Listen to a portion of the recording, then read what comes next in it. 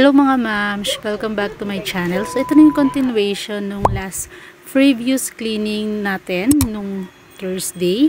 So ito, dito na ako sa bed ni ate. So kinakausap ko siya this time.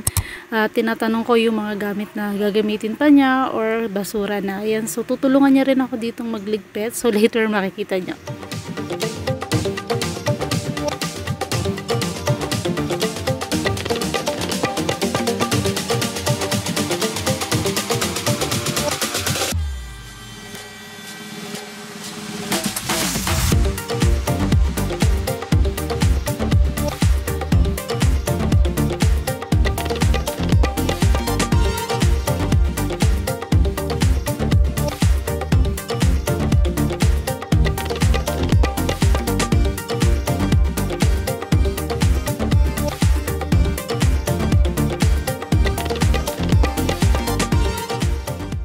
So, mabilisang linis lang din yung gagawin ko dito sa bed ni ate. So, idadas ko lang din to.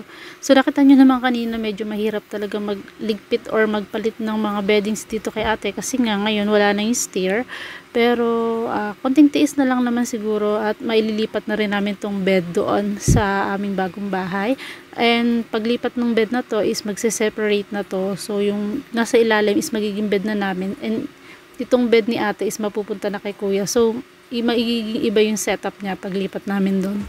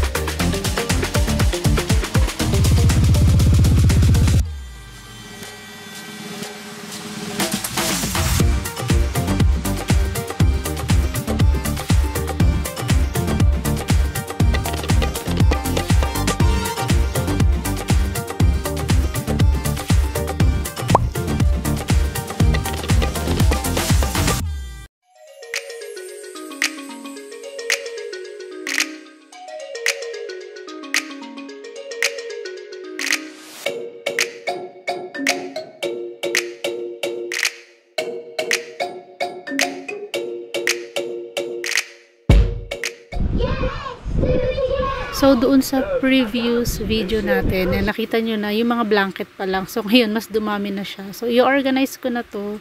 Ipo-fold ko lang ng medyo maayos. And then, ilalagay ko to sa mga bag para bukas, madala na namin. Or maybe, mamayang hapon nga, like what I said earlier, or doon sa previous vlog, nadadalhin na namin to para malaban ko doon sa kabilang bahay. So, medyo marami to. Kaya, medyo marami kaming bitbitin bukas. And also, as you can see mga moms, ito na yung mga pillow ni Adam na binilad ko. So, ikukunin ko na rin yung mga comforter na ibinilad ko sa labas. So, binibilad ko lang din kasi hindi naman siya masyadong gamit or marumi kasi nga naglalagay na ako ng duvet ngayon. So, thank you nga pala kay nanay sa pagbibigay ng duvet. So, ito na yung mga nabilad kong comforter. Yan. So, kasi mas mabilis din masira yung comforter kapag laging nilalaban. So, ito rin yung mga pillow. So, ito namang mga gamit na to sa dining table. Mga gamit to ni ate na pinipili niya yung mga gagamitin pa niya at itatapon na. So, marami kasi dyan is puro pang art. And next naman, dito na tayo sa kitchen mga moms. So, wala tayong dishwashing na gagawin today. Pero mag-aayos lang ako dito ng mga nahugasan ko na. So, meron akong ilang dishes na marumi dyan sa sink. Pero siguro later na lang kasi nga afternoon na. So, wala na naman tubig. Kaya, ipunin ko muna siya dyan. So, before dinner siguro is maayos ko na yan. Or mahuhugasan ko.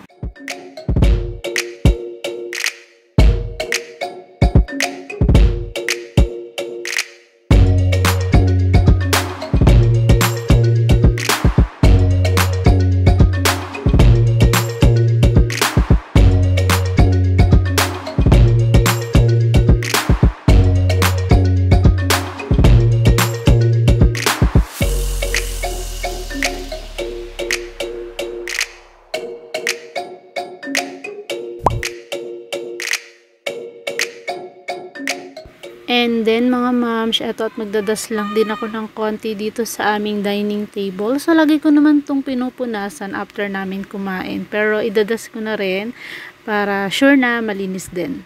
Also, idadas ko rin itong mga dahon ng aking naka-display na halaman dito.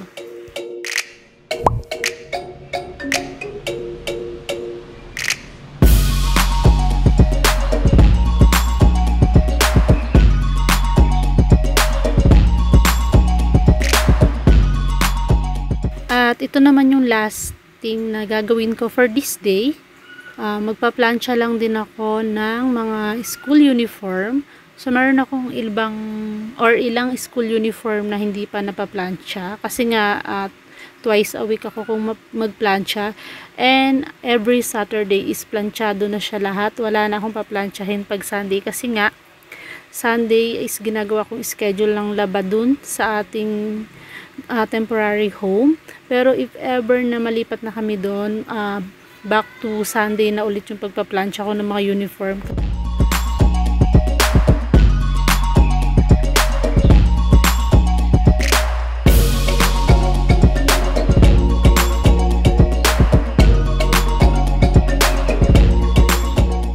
Kasi kaya ako nagpa-plancha every Saturday. Kasi pag Sunday, marami na akong gawain. Kasi nga, kinabukasan, Monday na. So, pasok na naman kami lahat sa school.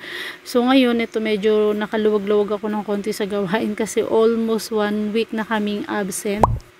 Dahil nga nagkaroon ng sore eye si Adam. So, pati ako nahawa na rin sa si Daddy. And thankful na lang kami na hindi pa nahawa yung dalawa.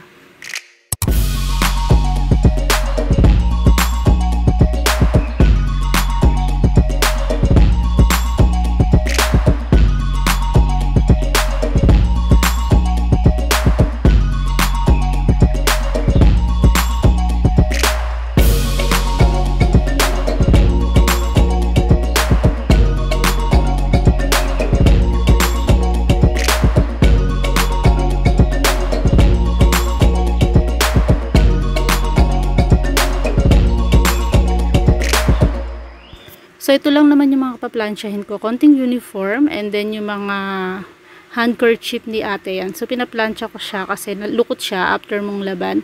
So, please still or continue watching mga moms.